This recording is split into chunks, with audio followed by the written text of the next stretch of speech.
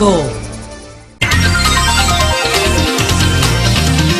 9:42, todavía estamos pendientes de comentarios de Melton Pineda, la bazuca, pero vamos a conversar unos minutos con Rosario Espinal, que está con nosotros. Sí, buenos días Rosario.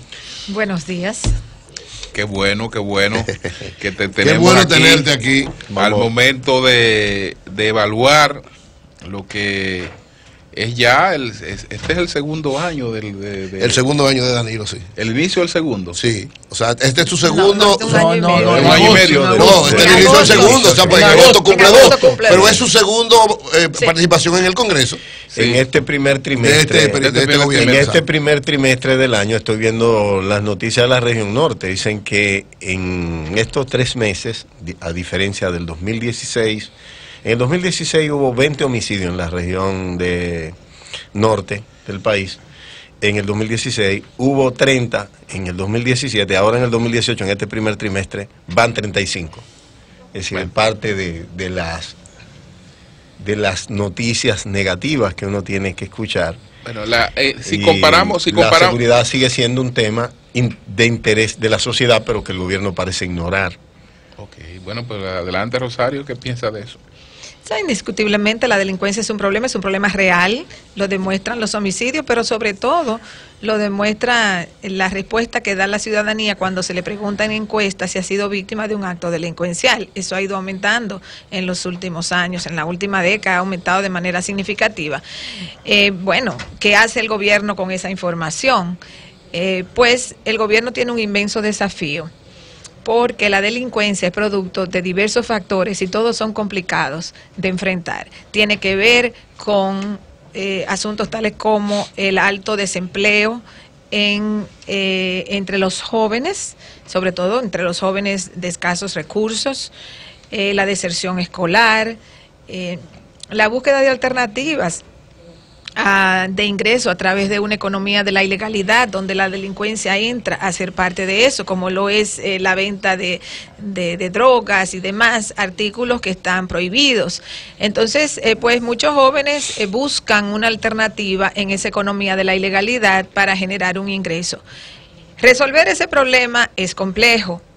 Significa hacer cambios en el modelo económico, buscar la forma de generar más empleo, buscar la forma de mejorar las condiciones de vida en los barrios pobres, buscar la forma de que los liceos den respuesta a los jóvenes, de que ellos puedan entrar a algún tipo de educación vocacional, y el gobierno tiene que enfocarse por ahí. La otra parte importante para enfrentar el problema de la delincuencia tiene que ver con las instituciones del orden público, tiene que ver con la eficiencia de la policía, porque indiscutiblemente que hay un asunto de control. Y si la policía es parte del problema, tenemos un grave problema, porque la policía en el campo de la delincuencia tiene que ser parte de la solución. Y la población lo dice y lo repite en encuestas, que considera que la policía es parte del problema, no confía en la policía, porque la policía se hace parte de todo un sistema de corrupción. Toda economía ilegal, y la delincuencia es parte de la economía de la ilegalidad, tiene que contar, para que se dé, con un apoyo de los sectores, de los órganos públicos.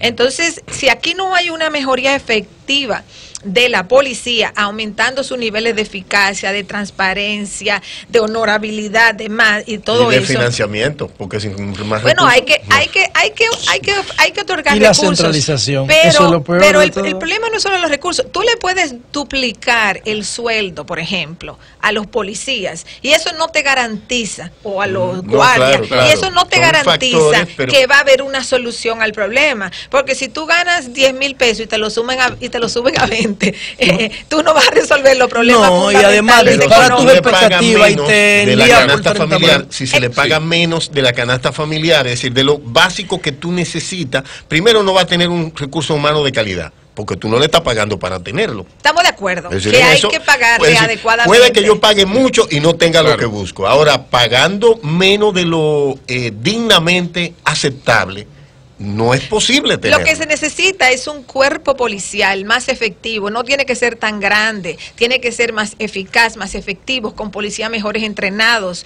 con un enfoque de la dirección policial de que van a enfrentar la delincuencia y de que no la van a permitir internamente. Entonces yo pienso que esos son los dos grandes desafíos que tiene el gobierno para enfrentar el problema de la delincuencia: generar trabajos adecuados dentro de la juventud de bajos ingresos y dar todos los incentivos para que esa juventud complete el proceso educativo, y por otro lado, en el control, mejorar la eficacia de la Policía Nacional y del sistema judicial.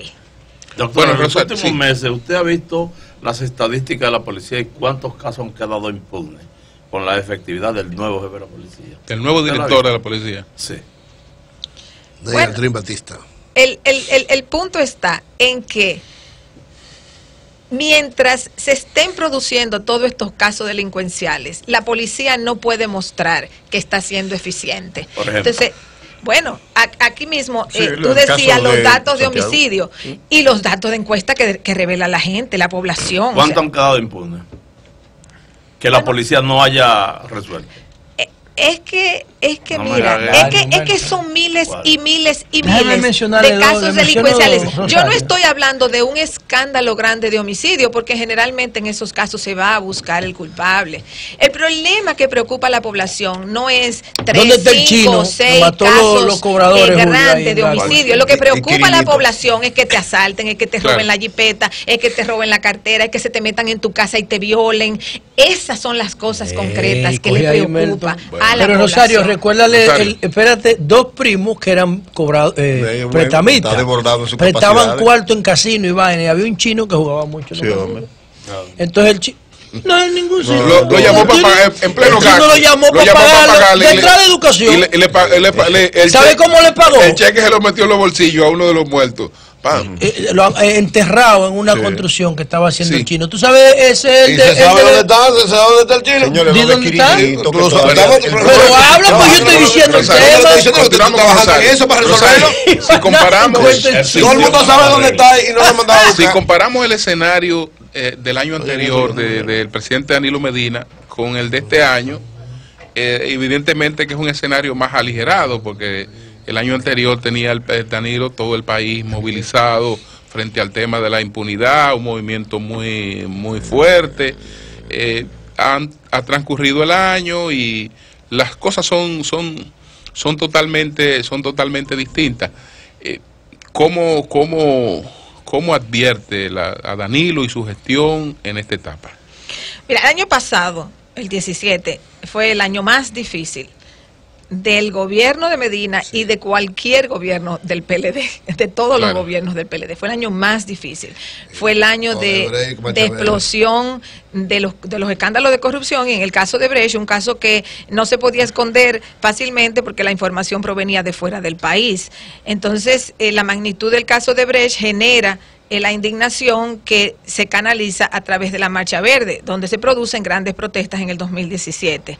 Y no fue solamente un caso, es que ahí se acumularon varios casos de corrupción. Entonces, indiscutiblemente, el año 2017 fue un año muy difícil para el gobierno y para el Partido de la Liberación Dominicana en sentido general. Este año, el presidente Medina, como jefe del gobierno, enfrenta el desafío de si va a reposicionar su gobierno, dado lo que ocurrió en el 2017, si tiene la capacidad y si tiene la posibilidad de reposicionar el gobierno, o si el gobierno se va a mantener más o menos como se ha mantenido en una situación, digamos, de mantener los niveles que hay de aprobación. La aprobación del presidente bajó el año pasado, pero no se desplomó. Bueno, es una ventaja para el presidente de que no se desplomó su nivel de aprobación. Eso para cualquier presidente, bueno, eso es un logro ante un año difícil, indiscutiblemente. Pero en términos de lo que es la efectividad del gobierno, el presidente Medina tiene como desafío, y su discurso del 27 de febrero, digamos, va a darnos una idea de por dónde él anda, él tiene el desafío de reposicionar el gobierno, porque a fin de cuentas hay un largo trecho todavía que recorrer. El gobierno no ha llegado ni siquiera a la mitad de su periodo, que sería en agosto de este año. Entonces, en ese sentido, un gobierno tiene que tener como una de sus prioridades el mantener un nivel de aceptación y de legitimidad aceptable. Así que yo pienso que el desafío que tiene el presidente y la prueba de por dónde él va, la veremos con su discurso del 27 de febrero, es eso. ¿Puede él reposicionar el gobierno o se va a quedar más o menos operando en los niveles de aprobación en que se encuentra ahora mismo? ¿Cómo piensas tú que podría él relanzar o renovar, o sea, a partir del discurso del próximo martes?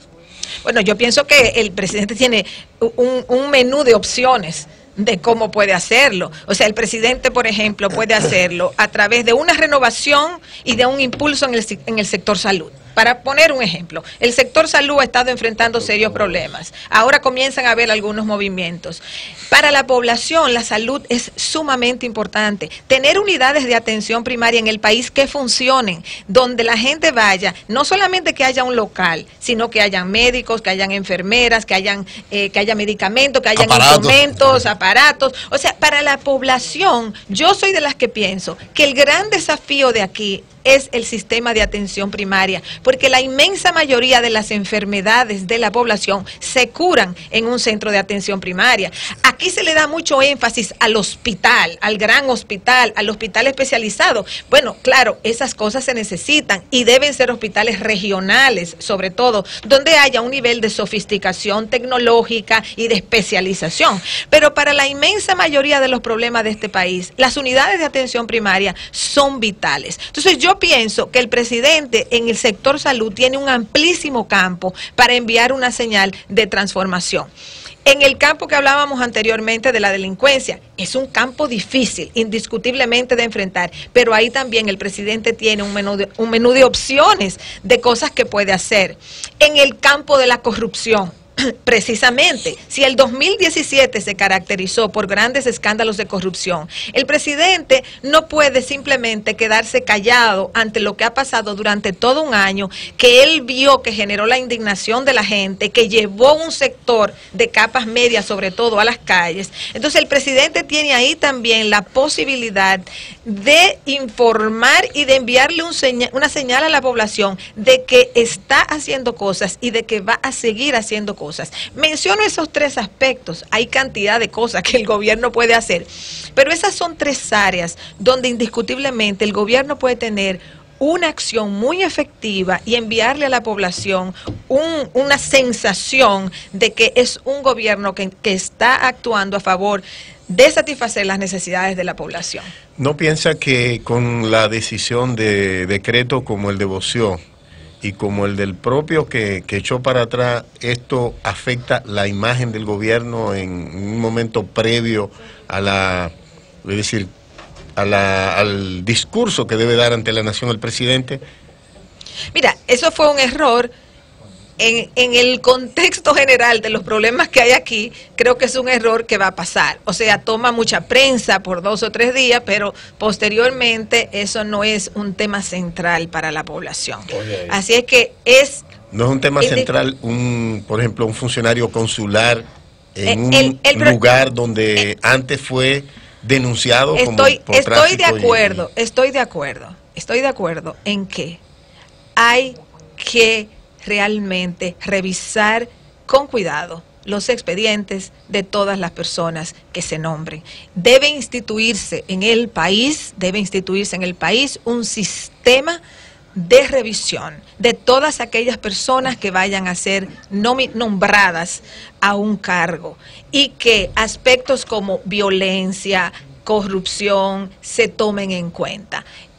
Los nombramientos son una decisión del presidente y el presidente tiene que estar consciente que al nombrar personas con un expediente turbio, entonces se está contaminando también. Ahora, él tiene que tomar esa decisión. El problema de la corrupción es inmenso en la República Dominicana. Ese es un aspecto a tomar en cuenta, deben tomarlo en cuenta, pero es mucho mayor que eso. Doctor Espinal. ¿Qué usted cree que va a pasar con estos prohombres del PLD enfrentados? Danilistas y leonelistas. ¿Peligra salir del poder el PLD si siguen con esta diatriba? Bueno, entramos en, yo diría, la cuarta temporada de la serie del match entre Leonel Fernández y Danilo Medina. Sí, la cuarta temporada. La cuarta temporada de la serie. Esta es la cuarta. Mira, la primera fue 2007-2008. Sí. La segunda fue 2011-12, si Leonel apoyaba a Danilo o no. Exacto. La tercera fue el 2015 con la reforma constitucional. Sí, y ahora estamos en la cuarta temporada. En todas se han entendido. Vamos a ver. Ajá. En todas se han entendido. Deme luz. Entonces, bueno, sí, en todas se han entendido. Indiscutiblemente en las 3 anteriores temporadas ha habido un final, si no feliz, por lo menos de entendimiento. Exacto. Aunque no sea feliz, estoy contento, decía un compoblano de México. Exacto, o sea, por lo menos siguen juntos. Bueno. Entonces, ¿qué puede pasar ahora? A diferencia de los otros partidos, del reformismo, del PRD, que no lograron mantener su unidad ante grandes confrontamientos entre sus líderes, indiscutiblemente hasta el día de hoy el PLD ha logrado mantener esa unidad, y es una entre 2 o 3 más, es una de las razones que explica por qué el PLD sigue en el poder. Ahora, la política tiene un grado de incertidumbre y uno nunca sabe hasta dónde las temporadas del match Danilo-Leonel van a seguir llevando a ese final de entendimiento. Yo no lo sé, probablemente ni ellos lo saben. Leonel dice que hasta el 44. Sí, Leonel ha dicho siempre desde que él era presidente que el PLD iba a gobernar, y probablemente si le preguntan ahora lo expande más allá del 44. Bueno, él tiene un proyecto que se llama RD 44. Quizá él como Balaguer piense y dura hasta ahí. No, porque la Constitución no le permite 2 periodos más. No, entonces, la cambia también. Ay, ¿por qué Danilo no lo puede cambiar? Yo no estoy hablando de Leonel, yo digo, ¿y qué? Si se lo cambia bueno, si Leonel se lleva de su predicción del 44 o lo que sea, entonces podríamos asumir que no va a haber división. Exactamente. Que va a haber entendimiento. Pero es que Danilo dice nunca jamás, el 124 dice que Danilo no puede volver jamás. Entonces Danilo va a querer que le modifiquen la Constitución para él volver. Pero quitamos nunca jamás, entonces. 8 años. Esa Constitución por el nunca jamás. Después que tú tengas esa Constitución abierta, le metes tres periodos consecutivos. Que aceptó sin limitación constitucional. Vamos a escuchar. Lo que sucede es que no es solamente si es una candidatura de Danilo Medina, es que aún Danilo Medina no vaya a una repostulación y no haya ninguna modificación constitucional, la pregunta es, ¿va el danilismo a llevar una candidatura? Si es Danilo es una cosa, si no es Danilo, ¿quién es? Pero o sea, si le preguntan a Rafael Correa, le dice que no hagan eso. O sea que el problema... Porque Rafael Correa llevó uno. Y ahora el tigre lo quiere meter preso. Lo quiere meter preso. O sea, ese es el... Hay que ver. Eso es allá, Ecuador no es República Dominicana. Aquí podemos llevar un pueblo. Pero también tú le puedes preguntar a Álvaro Uribe. Pregúntale a Álvaro Uribe. Temer fue el Lula que lo metió en la Yo no he hecho preguntas. Entonces, pero antes... Pero ya que termine ella, la idea de qué puede pasar. Lo que quiero decir es que el danilismo tiene el problema de decidir si es con Danilo o si es con otra persona. Un delfín. O si no es con ninguno y van a apoyar a Leonel Fernández. Las aspiraciones de Leonel Fernández son claras. O sea, tú no ves otro escenario posible. Y tiene todo el derecho. No, yo digo otro escenario posible ahí. No puede haber. No, yo le voy a hacer una pregunta el 27 de febrero. No puede haber un escenario posible, por ejemplo, figuras como Reinaldo, Margarita, que unifican a Leonel y a Danilo. Podría darse. Que pudiera decir, si no es Leonel ni Danilo, lo mejor. Mira esta fórmula, Margarita Reinaldo, o viceversa. Que ni Danilo sigue ni Leonel vuelve. Entonces uno de ellos podría ser apoyado por los dos. Y el PLD seguía hasta el 2500. O sea, encuesta después de Leonel y Danilo. Que le gane la convención a Leonel. Racionalmente. No, porque ella no va a pelear con su esposo. Adelante. Racionalmente, uno diría que lo más efectivo sería que estos dos líderes se pongan de acuerdo y apoyen una candidatura. Eso sería lo más fácil. Si eso sucede así, PLD sigue por mucho. Pues sería muy fácil para el PLD resolver su problema. Ahora, dado como están las cosas en este momento, dada la historia política de este país, eso no es lo que se está vislumbrando ahora mismo. ¿Me entiendes? Que se llegue posteriormente a esa solución, claro, es una ¿tú no de lo las ves ese opciones que escenario? existe. En este momento, okay, yo no lo estoy viendo. Yo creo que sería un escenario favorable. Claro. Yo creo que sería positivo. Pero dado como se están posicionando ahora mismo los grupos, yo en este momento no veo que por ahí es que están caminando. Bueno, ahora, si la realidad los obliga a irse por ahí, ya veremos más adelante. Bueno, la carta de la Iglesia a propósito de la independencia, no sé, me gustaría escuchar su opinión sobre eso, pero creo que le marca a Danilo, le pone como un telón de fondo, unos marcos para que él se refiera a esos temas: inseguridad, aborto, violencia de género y corrupción judicial. Pero, y corrupción política. Y corrupción judicial, dicen ellos. Pero, ¿usted cree que el presidente el 27 se refiere al tema de la reelección en el Congreso? No. En lo absoluto. No, sería un error. ¿Por qué un error? No, que él no se va a referir. Porque eso no procede. Él no está en eso, no tiene que referirse a eso. Danilo dice que no va, la población se unifica en torno a él. Pero es que Danilo no va. El discurso del 27 de febrero es Danilo, un discurso de rendición de cuentas. Sí, primero. Segundo, si el presidente estuviese tan convencido de que no va, aún en ese caso, dudo muchísimo que fuera en ese contexto, claro, en que lo haga. ¿Por qué? Porque el día que él diga eso, él tiene que tener un plan de qué es lo que va a hacer. O sea, la política es una lucha de poder. La política es una lucha de poder. Entonces, si tú vas a dejar el espacio vacío y tú quieres seguir teniendo incidencia política, tú tienes que saber con qué tú lo vas a llenar. En un partido que tenga mecanismos institucionales de sucesión, uno diría: no, está bien, al presidente no le toca, la Constitución lo establece, el PLD va a hacer unas primarias, en tal fecha le toca hacer la primaria, váyanse anotando los que quieran ser candidatos, y ya uno sabe que es por esa vía que se va a resolver el punto. Pero todos sabemos, por la experiencia política de este país, que así no es que se va a resolver el asunto, que el asunto está en una lucha entre Danilo Medina y el sector danilista y una de Leonel Fernández. Finalmente, entonces él no se va a referir a eso. O sea, me extrañaría muchísimo. No se va a referir a eso. Finalmente, Rosario, el entendimiento entre Luis e Hipólito ante la historia para quedarse con la dirección del PRM, con la presidencia y la secretaría general. El PRM tiene dos grandes pruebas. Sí. La prueba de elegir sus dirigentes ahora en la convención y luego, posteriormente, la prueba de elegir sus candidatos. Si el PRM pasa con buenas notas la prueba de elegir sus dirigentes en esta próxima convención, estará bien posicionado para enfrentar su segunda prueba de fuego, que es las candidaturas. Y si pasara con buenas notas estas dos pruebas de fuego, estaría muy bien posicionado para competir en las elecciones del 2020.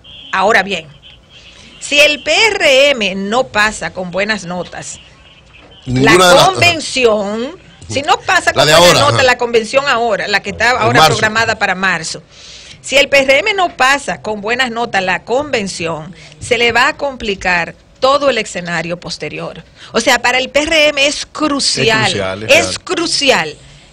hacer una convención, salir bien de la convención, donde los perdedores acepten y donde los ganadores son los ganadores. Aquí hay una tradición política en que los perdedores nunca aceptan que perdieron. Y realmente, que aquí hay una tradición de fraudes electorales, sí, eso lo sabemos todo, pero aquí hay suficientes mecanismos hoy en día para que todo el que participa en un concurso electoral busque la forma de establecer mecanismos de control. Entonces, aquí hay que superar la lloradera de los perdedores, porque realmente aquí hay condiciones para que se pueda competir electoralmente dentro de un partido o fuera de un partido. ¿Que hay desigualdades grandes? Sí.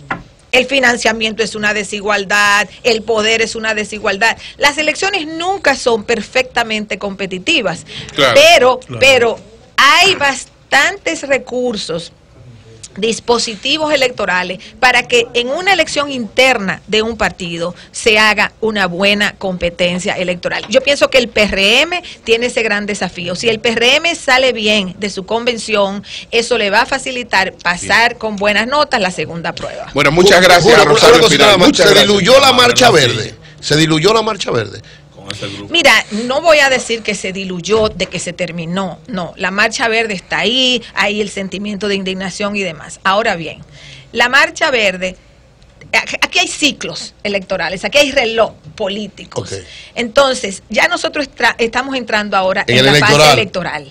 Aquí hay una relación inversa entre movimiento social y procesos electorales. Cuando ya yo lo dije desde el principio, yo dije, hasta el principio del año 2018 hay un espacio favorable para los movimientos sociales. Luego entra el proceso electoral. Entonces, también les ayudó el cambio de enfoque que ellos tuvieron de pasar de una lucha más enfocada en los temas específicos de corrupción a unas temáticas más amplias del sistema político, para lo cual pues la población no estaba en sintonía. Pero ese es otro tema. Pero en términos del ciclo político, ya todo el mundo aquí de lo que está hablando es de qué va a pasar en el 20. Y aquí las masas electorales están enfocadas en la convención del PRM, en el lío del PLD. O sea, ya la dinámica electoral copa el espacio político. Así es. Muchas gracias, Rosario. Como siempre. Cambio fuera. Excelente.